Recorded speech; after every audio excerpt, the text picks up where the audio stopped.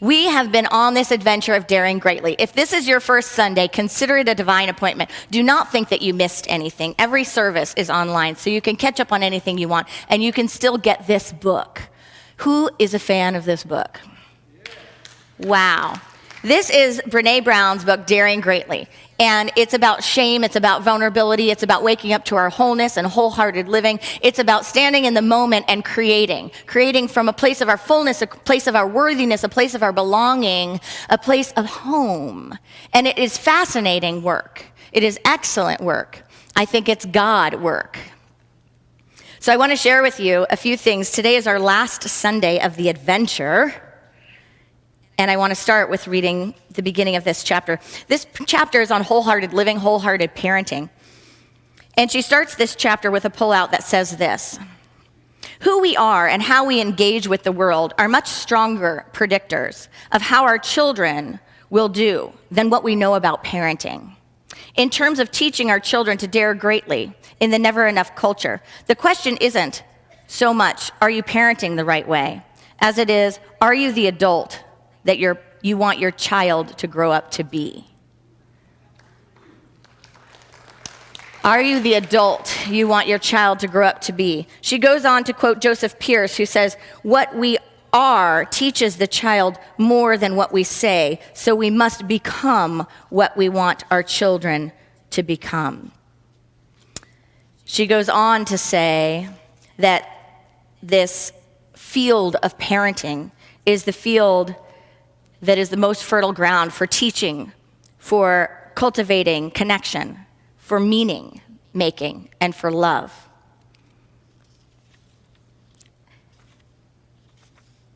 She says that our goal is this: if wholeheartedness is the goal, then above all else, we should strive to raise children who, 1, engage the world from a place of worthiness. To raise children who engage the world from a place of worthiness. To raise children who embrace their vulnerability and imperfections, who feel a deep sense of love and compassion for themselves and others, value hard work, perseverance, and respect. And not trying to edit Brené Brown, but I would say value for hard work, I would translate that to smart work, intelligent work, right? Let go of the concept of hard. When we're in our truth and when we're in our joy, that all shifts too. Carry a sense of authenticity and belonging with them rather than searching for it in external places. Amen? Think about all the things you would have skipped if you weren't looking for it, and if you weren't looking for love in all the wrong places, right? I know I'm too much. Carry a sense of authenticity and belonging with you rather than searching for it in external places. Have the courage to be imperfect, vulnerable, and creative. Don't fear feeling ashamed or unlovable if they are different or if they are struggling. Move through a rapidly changing world with courage and a resilient spirit. She says that for parents, it means that we are called upon to acknowledge that we can't give our children what we don't have. So we must let them share in our journey to grow, change, and learn. Recognize our own armor and model for our children how to take it off. Be vulnerable, show up, and let ourselves be seen and known. Honor our children by continuing on our own journeys towards wholeness and wholeheartedness. Parent from a place of enough rather than scarcity. Mind the gap and practice the values we want to teach. Dare greatly and possibly more than we've ever dared before. Do we feel prepared to do this? Does this look like a good prescription? A good medication for our society, for our culture?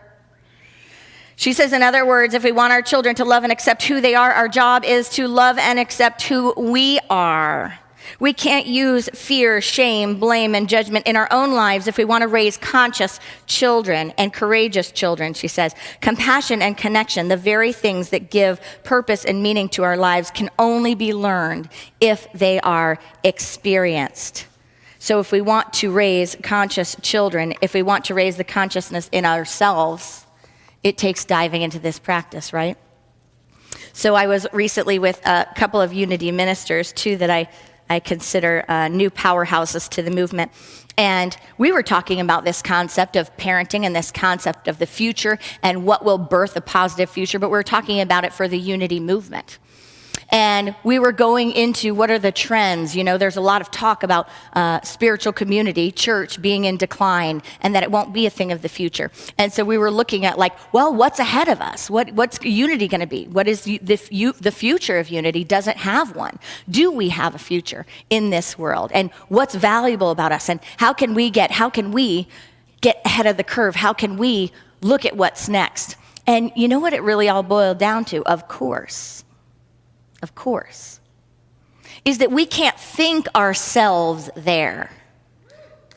We can't think ourselves into the future. What we can do is do our work. What we can do is elevate our consciousness. What we can do is in every moment, every step of the way, and every day, be listening, right? Listening to the creative consciousness, the intelligence flowing in us, through us, and as us. Have you ever had this when you talk about with another person, I have this issue with someone and I'm not sure what to say, and they say something and you go, God, could you write that down?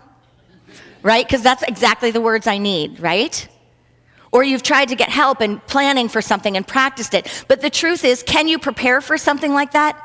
No, it comes from consciousness.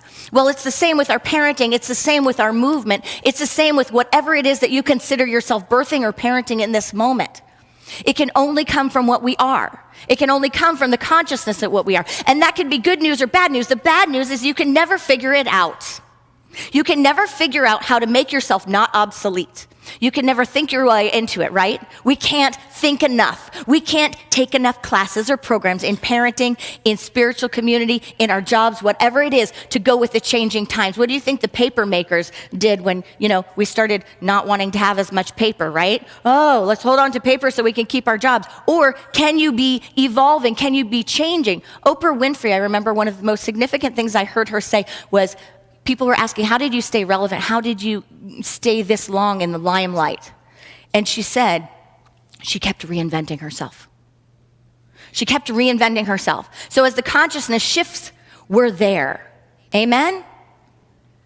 But if we try to stay ahead of some curve, if we try to figure out how can I read enough books to become the parent, the grandparent, the godparent that I want to be, what do? Sometimes we get so much into our head, we're not even showing up for the moment, right?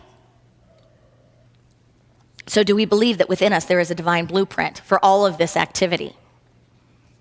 Do we believe that if we simply be with consciousness, with the Christ, which is the enlightened, awakened consciousness within all beings, not to just Christianity? We remember, Jesus wasn't a Christian. So when we say the Christ, we're not talking about outside of ourselves. We're talking about the enlightened, awakened consciousness demonstrated in the master teacher and demonstrated throughout the ages. That it's ours. When we're in that space, we are fluid, we are in the flow, we are inspired, we are in the Holy Spirit. And that is the breath of life. That is the conversation. And it's a conversation of consciousness. It's a conversation that goes beyond our human condition and beyond plans and systems and education, etc. Fill in the blank.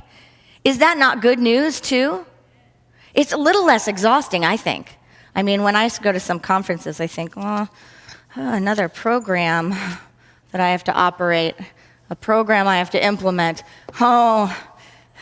There's a lot of people that are a lot better than me with that, right? But what can each of us do? Gracefully, easily, with the fullness of our godly selves, we can show up to the consciousness that is within us. And we can elevate our thinking, elevate our game, elevate how we show up for ourselves and for our world. That which flows from our being, that consciousness is the true unity. I'm excited to have a guest minister come at the end of the month, and I asked him specifically because I saw a sermon that he did about the future of unity, about what unity is going to be in the future. And I felt like this was for a bunch of leaders in the movement and for the village. And I said to myself, this is Richard Bellis, and I said to him, that needs to be for all of us. We all need to hear this because we are unity. So what's the future of unity? It's a consciousness that each one of us is, right? And it's a consciousness that we are collectively. Because what we're doing, how we're playing the game in this world as individuals that are of the unity mindset will transform the future and will transform the now. So are we out there in the global community doing our work? Are we global citizens? Are we agents of transformation? Are we the players in the world? Or are we sitting back on the sidelines, being real quiet, having this hidden little secret, as he would say, a special sauce, having a little special sauce on the side that people don't know about? Are we willing to be bold, and are we willing to say it? Margaret Mead said, "Never doubt that a small group of thoughtful, committed citizens can change the world. Indeed, it is the only thing that ever has." It is the only thing that ever has. It was given the analogy this week of a snowflake, and it was our first frost today, wasn't it? At least it was the first one I saw. Snowflake, we talk a lot about how snowflakes are all individual. They're different, unique, perfect little patterns, but each one different. And if you think about a snowflake, it doesn't have much weight to it, does it? It's pretty light, doesn't have much of an impact. But what happens when they all come together? When they all come together, it has weight, it has impact, and you can have an avalanche, can you not? Right? So that's what happened with the Royals in Kansas City for the parade, didn't it?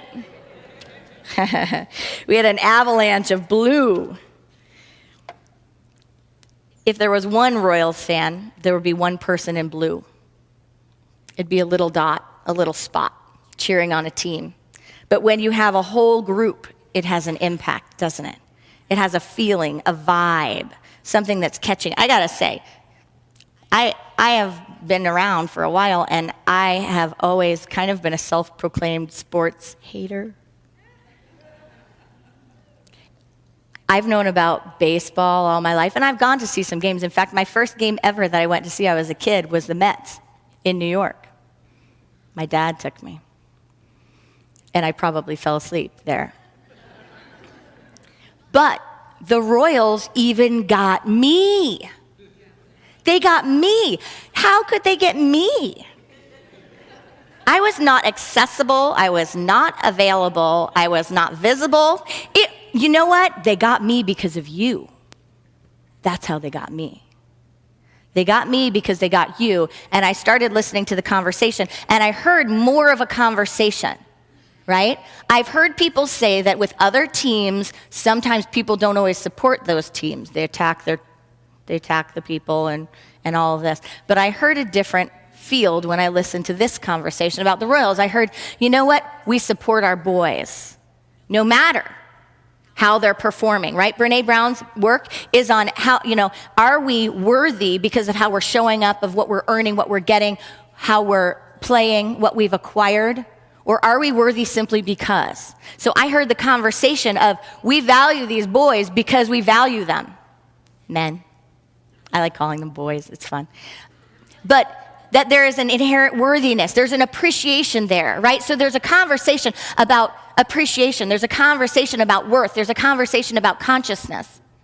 And you know what? When I went down to the festivities, I couldn't believe it when I saw all this stuff. And the guys had shirts on, and they didn't say like, "Number one, I rock, go Royals." What did they say? They said, "Thank you, Kansas City."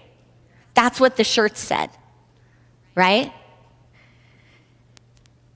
And if one Royals fan had showed up in the city, it would have been, a little celebration. But what did we hear? Like maybe 800,000 people showed up.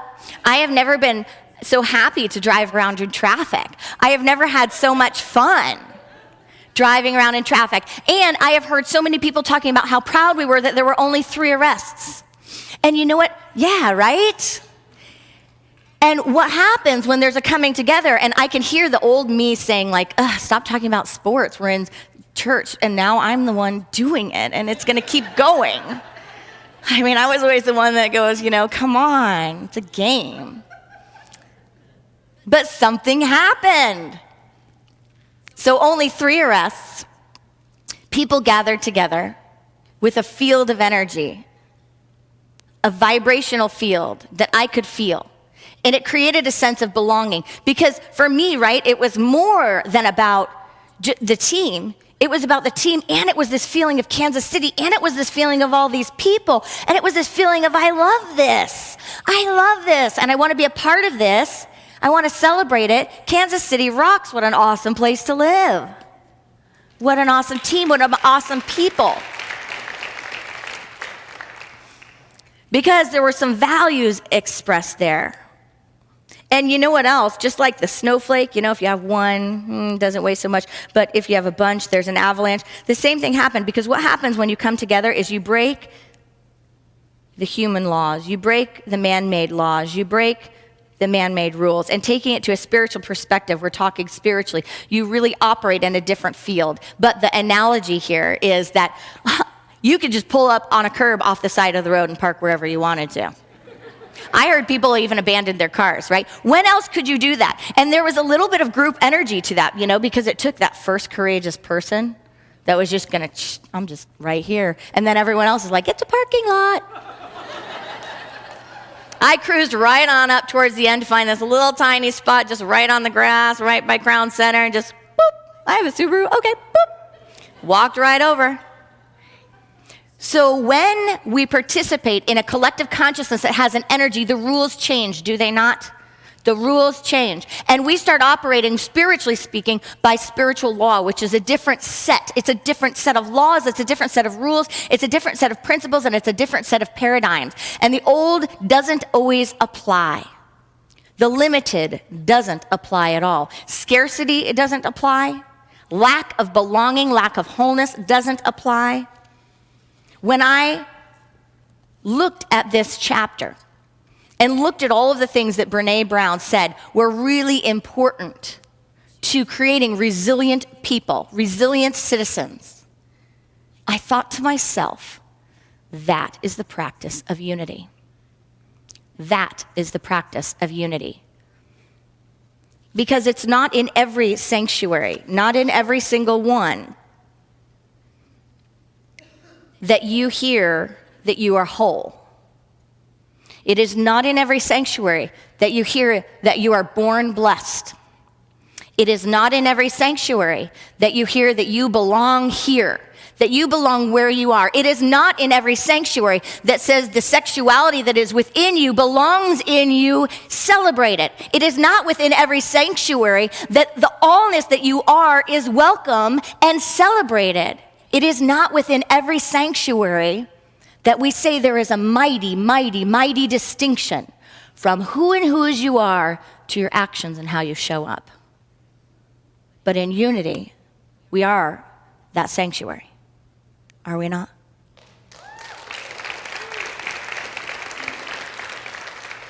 So this practice gave me a hope for our future and gave me a hope for the good work that we do, because we do believe that we're born blessed. We do believe that we can have actions that may miss the mark, but that does not put even a scuff on our soul, our spirit, or who we are, or what our potential is and what our possibilities are for the now moment or for the future. So we in unity are about creating resilient beings, about creating the resilience within, about igniting the spark of worthiness and belonging.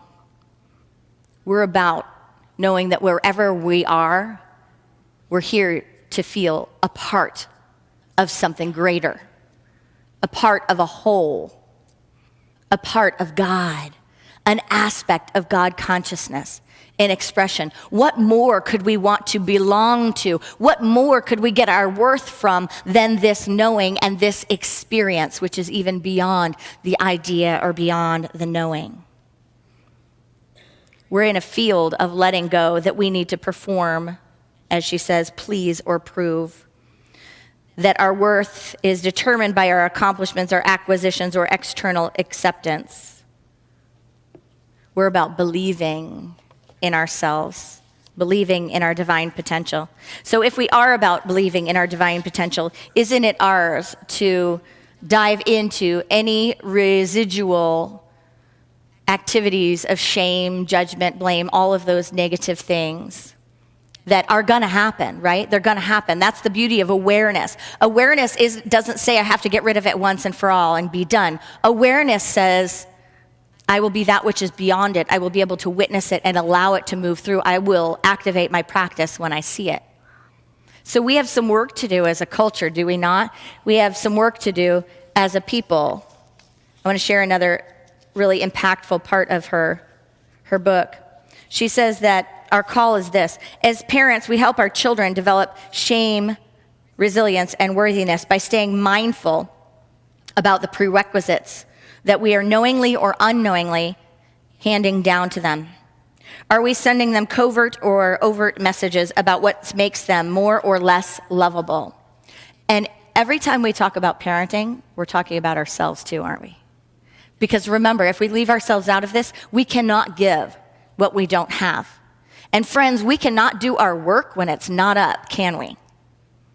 We have a tendency to push away the work, to push away the spiritual work. When we get uncomfortable, we have a tendency to push away the spiritual work, wanting it to go away. But we can't do the work. We can't actually transform. We can't experience the transformation unless it's up. So can we shift the way we look at that? Like the song, Silver Lining. If you want to find the four-leaf clover, you got to get out there. If you want to find the silver lining, it's going to be a cloudy day. Can we stop criticizing the cloudy days? The dirt, the grit, the times that we feel like we're struggling. Going on with the piece about children and about how we raise them, she talks about the messages that we give our children. And she says they stem from feminine and masculine norms. Here are some of her questions. Are we overtly or covertly telling our daughters that thin, nice, and modest are prerequisites for worthiness? Are we teaching our girls to respect boys as tender, loving beings? Are we sending messages to our sons that we expect them to be emotionally stoic, to put money and status first, and to be aggressive? Are we teaching our sons to respect women and girls as smart, capable people, not objects? She goes on to say, hold on. She goes on to give a personal example, and it's a really good one, because it talks to the depth of how we show up for ourselves and how we recognize that only what I embody can I give. She says, I can encourage Ellen, her daughter, to love her body, but what really matters are the observations she makes about my relationship with my own body. Damn it, she says. That was her, not me. I can soothe Charlie's concerns that he might run in the wrong direction around the bases by telling him that he doesn't have to fully understand the ins and outs of baseball before his t-ball game. But does he observe me and Steve trying new things, making mistakes, failing, without becoming self-critical? Damn it again. I had a friend a while back, with all this violence that's happening, with the shootings, kids shooting each other, people getting guns, whatever. It's like all the time in the news now, right? And he posted something on Facebook that really stuck with me. And I couldn't get his words. He's a poet, and he knows how to really nutshell it, so he put it really in a way that would kind of shake you. But the nutshell is this. We allow our children to see violence. Like, there's a lot of violence, right? There's a lot of violence in video games. There's a lot of violence in film, in the world, and all of this. And that seems to be okay, right? But what about sex? What about sexuality? What about body parts? What about that? Can you feel it even that we're talking about it in a church that I just said, what about body parts, sex? That is shamed, is it not? Violence, even though we'd like to think it's shamed, I think takes a second seat to sex and nakedness and our sexuality, all of that. And you know how I know? You know how I know? You find a kid that doesn't know what it means to say, I shot someone, I stabbed someone, I killed someone, I punched someone. But even just at camp this year, I had a little moment that I was a little embarrassed, but I didn't realize it would be something. But when we were doing some of the tapping energy work stuff, I think it was, I'm trying to think of the woman's name. Anyway, it's these exercises, right?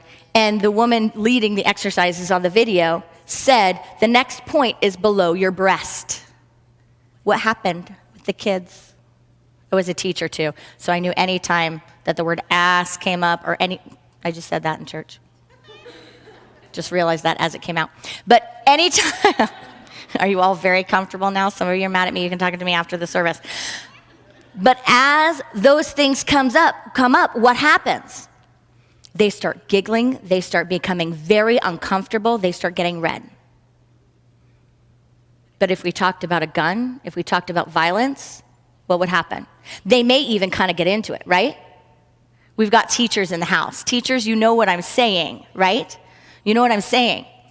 And the point that my friend made is how in the world did we create a culture where making love, where one of the most beautiful things of creation, one of the most sacred practices, our bodies and what they are and how they are, and life, creating life, how did that take a backseat to taking it?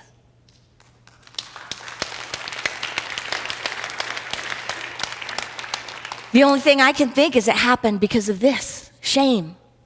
Vulnerability. If we're teaching our kids about love, if we're teaching our kids about preserving life, wouldn't we be R-rating all of the violence rather than the love? There's a country, it's probably Denmark or something, but I saw an article on this a while back that said they start teaching sex education in kindergarten, and even I was like, really? But then I read more about the article, and it went through how they do it. And they start at the very young age, and they start talking about concepts of love and caring and compassion. And the curriculum goes through each grade of how do we connect heart to heart? What does it mean to be respected? What does it mean to have love? What does it mean to have touch, hugs? And it goes through that all the way till in the end, they said that the studies have shown that it is not that these children are having more incidences of all the things that can break your heart when you see the troubles that children go through, right? And the pain and the suffering that goes through being a little farther along than maybe you're spiritually or emotionally or mentally ready to be. But in fact, the studies showed that they were healthier kids and that when they became active, it was in situations and circumstances of love. Love and honor and respect. Isn't that the vision for our future? Isn't that what we want to be in the world and what we want to give to the future of the world, to the future of this planet?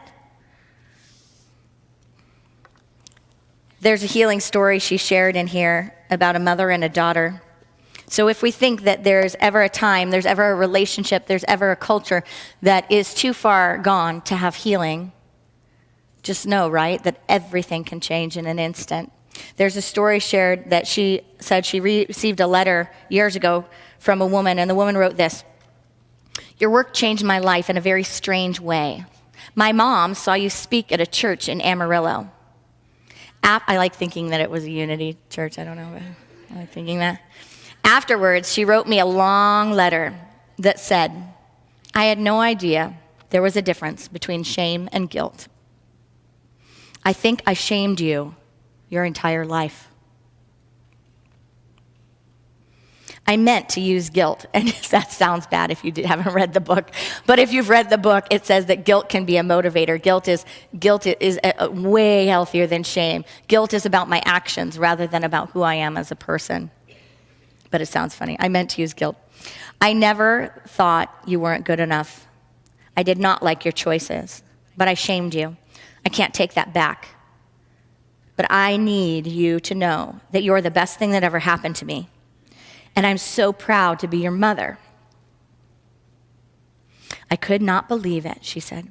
"My mom is 75, and I'm 55.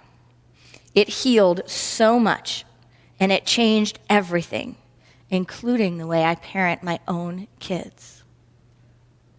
So would you, for a moment, get in touch with any time or place or space in your life, in your consciousness, in your heart, in your mind, that you ever felt shamed? That we ever felt shamed? That we ever felt like we didn't belong? That we ever felt not worth it? And I'm going to read this letter again. And I ask us to open to the space of receiving this letter. Whether the shame came from one of those creatively devastating moments in school or in childhood where you were told, don't ever sing again, or whatever it is. It's not good enough, that's for other people. Whether it was from a perpetrator, whether it was from a parent, and let us know that this voice in this letter represents the highest of consciousness. Even if someone can never demonstrate that consciousness while they're in a human body, right?